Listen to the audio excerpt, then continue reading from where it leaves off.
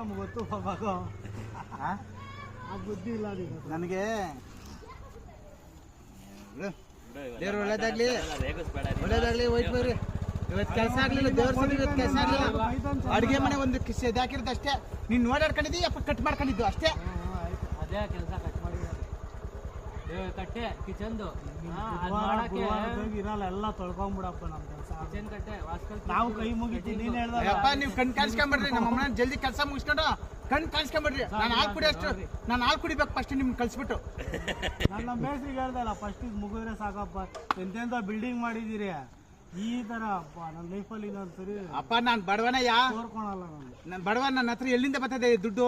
ಬಡವ. ಫಸ್ಟ್ ಇದಕ್ಕೆ ಕೆಲಸ ಮಾಡಿಬಿಟ್ಟು ಕೈ ತೊಳ್ಕೊಳ್ರಪ್ಪ. ಕೈ ತೊಳ್ಕೊಂಬೇಕಂತಿದ್ದೀನಿ. ದೇವಣ್ಣ ಕೈ ಒಂದ್ ಚುಂಬ್ ತುಂಬಾ ಹಾಲು ಕುಡಿಬೇಕಂತ ಆಸೆ ನನಗೆ. ಏನ್ ಕೊಡ್ತೀಯಾ? ಬಡವ್ರ ಮನೆ ಕೆಲಸ ಮಾಡಿ ಆವಾಗ್ಲೇನೆ ಗುರು ನಿಮ್